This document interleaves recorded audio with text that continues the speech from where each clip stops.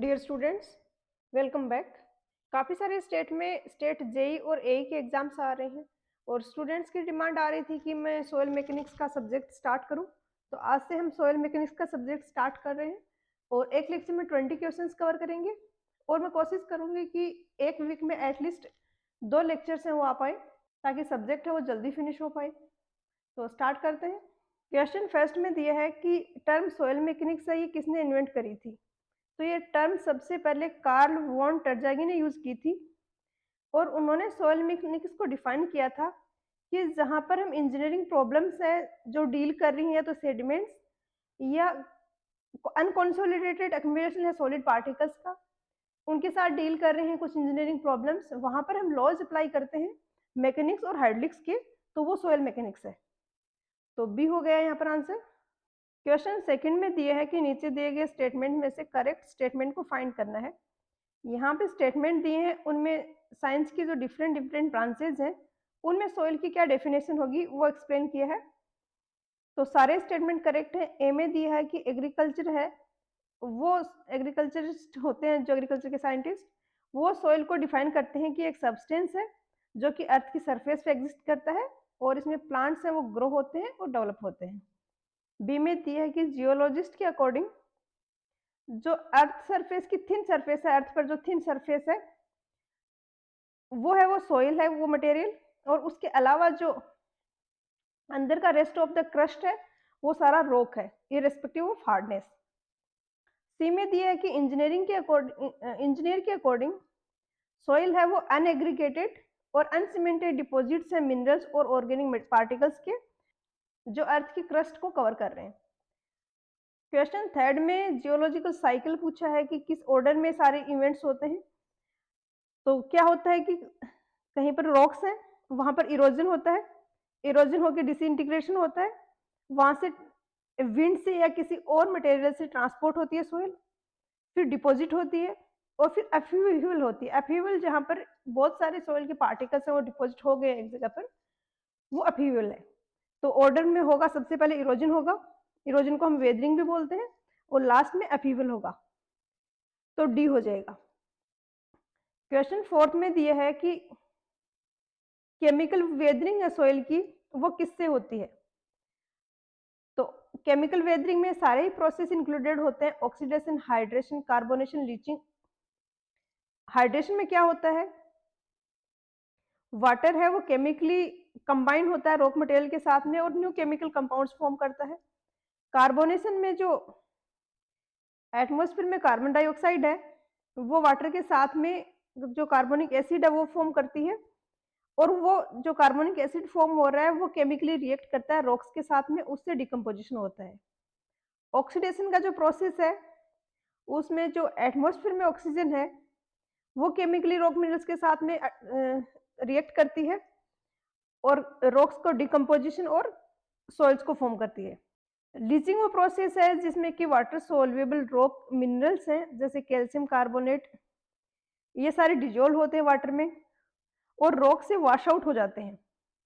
जब रेनफॉल होता है तो जो रेन वाटर है उसके साथ में वॉश आउट हो जाते हैं और जो रॉक्स हैं उनका फिर डिकम्पोजिशन हो जाता है। हाइड्रोलाइसिस है ये को केमिकल प्रोसेस है जिसमें वाटर है वो डी एसोसिएटेड होता है H+ और OH- आयंस में, और जो हाइड्रोजन कैटाइन जो H+ आयन है वो रिप्लेस करता है जो मेटेलिक आयंस हैं, कैल्शियम, सोडियम, पोटेशियम, जो रॉक में मिनरल्स प्रेजेंट हैं उनको H+ आयंस रिप्लेस करते हैं और उससे फिर जो रॉक्स हैं उनका डिकम्पोजिशन होता है, तो ई हो जाएगा। क्वेश्चन फिफ्थ में दिया है कि सॉइल है उसका ट्रांसपोर्टेशन और रीडिपोजिशन होता है वो किसके थ्रू होता है।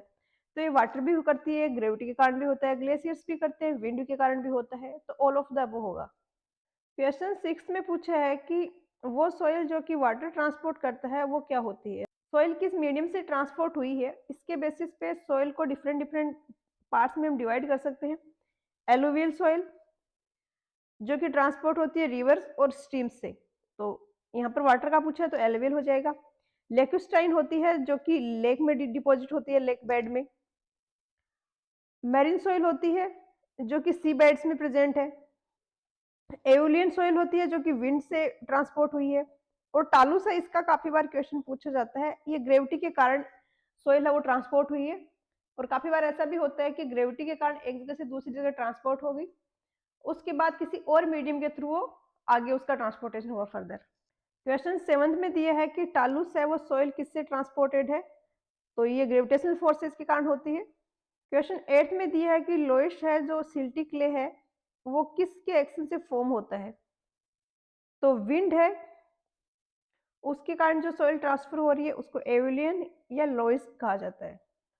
क्वेश्चन 9th में दिया है कि ड्रिफ्ट वो मटेरियल है जो कि पिक हुआ, मिक्स्ड हुआ, डिसइंटीग्रेट हुआ, ट्रांसपोर्ट होके फिर रीडिपोजिट हुआ, तो ये सारा प्रोसेस है ये किसके थ्रू होता है, किस मीडियम के थ्रू होता है, तो ये ग्लेशियर डिपॉजिटेड सॉइल्स होती हैं। ग्लेशियर जो मूव करता है तो उसके साथ में बहुत लार्ज बाउल्डर्स भी होते हैं, उसके साथ में फाइन ग्रेन सॉइल्स भी होती है। तो जैसे जैसे वो फर्दर मूव होता है इसके साथ जो बाउल्डर्स, जो फाइन ग्रेन सॉइल है, वो सारा का सारे पार्टिकल्स हैं वो मूव होते जाते हैं। ड्रिफ्ट है जनरल टर्म हम यूज करते हैं कोई भी डिपॉजिट वो ग्लेशियर के थ्रू हुआ हो, और डिपॉजिट अगर डायरेक्टली मेल्टिंग ऑफ ग्लेशियर से है तो उसको टिल बोला जाता है, तो सी होगा। क्वेश्चन 10th में दिया है कि नीचे दिए गए ऑप्शंस में से करेक्ट स्टेटमेंट को फाइंड करो। ए में दिया है कि सॉइल ग्रेन्स के बीच में वॉइड स्पेसेस हैं वो या तो एयर से फिल होते हैं या फिर वाटर से फिल होते हैं। बी में दिया है कि परफेक्टली सेचुरेटेड सॉइल है उसमें जो वॉइड्स हैं वो कंप्लीटली फिल होते हैं वाटर से, वहां पर कोई एयर प्रेजेंट नहीं होती है। और सी में दिया है कि ड्राई सॉइल अगर है तो वहां पर जो वॉइड्स हैं वो कंप्लीटली एयर से फिल किए गए हैं। ड्राई सॉइल से समझ आ रहा है कि ड्राई है, वाटर नहीं है वहां पर, तो जो भी पोर स्पेसेस है उनमें सारे में एयर ही है, तो सारे स्टेटमेंट करेक्ट है। क्वेश्चन 11th में दिया है कि नीचे दिए गए ऑप्शंस में से कोहेशन लेस सॉइल कौन सी है, तो जहां पर भी क्ले पार्टिकल प्रेजेंट होते हैं वहां पर सॉइल है वो प्लास्टिसिटी प्रेजेंट होती है उसमें, और वो कोहेसिव सॉइल होती है। तो सैंड होगा वो कोहेशन लेस सॉइल होगी। कोहेशन को बेसिकली हम डिफाइन करते हैं कि same type of particles attract कर रहे हैं एक दूसरे को, तो वो कोहेशन है। सोइल में क्या होता है जहां पर क्ले के पार्टिकल्स प्रेजेंट हैं उनमें एक स्पेसिफिक चार्ज होता है, और वो एक स्पेसिफिक ऑर्डर में कनेक्टेड होते हैं वाटर के पार्टिकल्स के साथ में, और कितना अमाउंट ऑफ वाटर वहां पे प्रेजेंट है उसके अकॉर्डिंग वो डिफरेंट डिफरेंट स्टेट में एग्जिस्ट करते हैं, जैसे कि plastic state, liquid state. Question 12th में दिया है कि वो कौन सी सोइल है जिसमें फाइनेस्ट ग्रेन पार्टिकल्स हैं, तो सैंड होता है सबसे बड़ा, उससे स्मॉलर साइज वाला सिल्ट होता है, और उससे स्मॉलर साइज वाला क्ले होता है, तो क्ले सबसे स्मॉलर साइज है, तो डी होगा।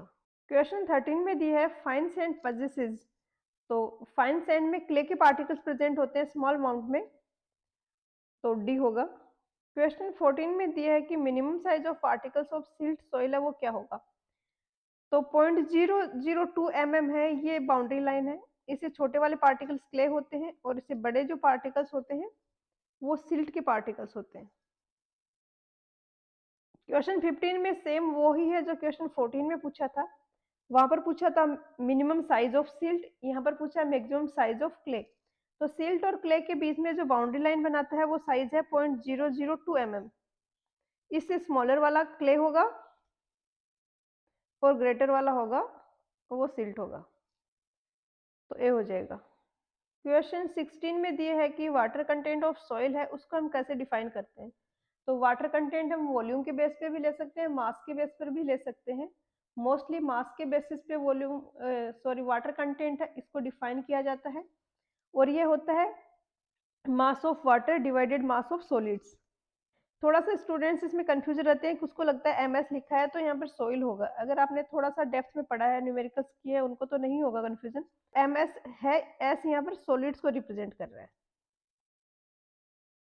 क्वेश्चन 17 में दिए है कि कोई सैंपल है, सॉइल सैंपल है, उसका वाटर कंटेंट फाइंड करते हैं, तो हम डिफरेंस ऑफ वेट निकालते हैं।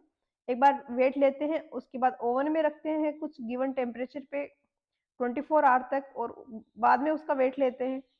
तो पूछे है कि ओवन में जो रखते हैं कितना टेम्परेचर वहां पर मेंटेन करते हैं, तो ये टेम्परेचर होता है 110 plus minus 5 degree centigrade.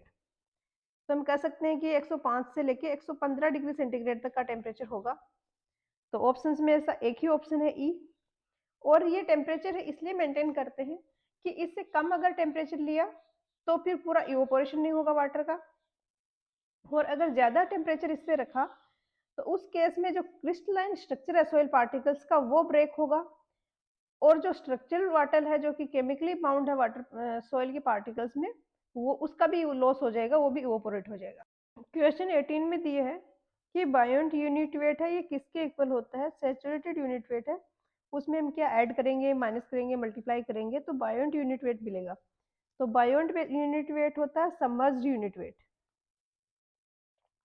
Submerged unit weight मतलब सॉइल है वो सबमर्ज्ड कंडीशंस में है, और इस केस में यूनिट वेट जो होता है वो होगा जो सैचुरेटेड वाला यूनिट वेट है उसमें से हम वाटर का स्पेसिफिक जो वेट है या यूनिट वेट है वो माइनस करेंगे। ये ऐसा इसलिए होता है कि जो वाटर वहाँ पर प्रेजेंट है उसमें हाइड्रोस्टैटिक फोर्सेस लग रहे हैं, वो अपवर्ड भी एक्ट कर रहे हैं, तो वो उसके वेट को कैंसिल कर रहे हैं, कम कर रहे हैं। तो ये हो जाएगा minus unit weight of water, D. Question 19 में दिया है कि इंडियन स्टैंडर्ड्स के अकॉर्डिंग जो स्पेसिफिक ग्रेविटी है वो रेशियो है unit weight of soil solids to unit weight of water. तो ये किस टेम्परेचर पे होता है यूनिट वेट ऑफ वाटर? तो एक तो ये unit weight of water defined है, ये 4 डिग्री सेंटीग्रेड पर है, और ऐसा कोई भी ऑप्शन नहीं है, तो एक्यूरेट तो वो होगा। बट इन केस ये सेम क्वेश्चन आपके एग्जाम में आता है तो फिर आप 27 डिग्री सेंटीग्रेड के अकॉर्डिंग आंसर जरूर करके आ जाएं, क्योंकि काफी बार ऐसा होता है कि जो रिव्यू टीम होती है वो कंसिडर नहीं करती है आपके डाउट्स, और जो स्टैंडर्ड बुक्स में एमसीक्यू बुक्स में जो आंसर दिया होता है वो ही फाइनल आंसर मान लिया जाता है।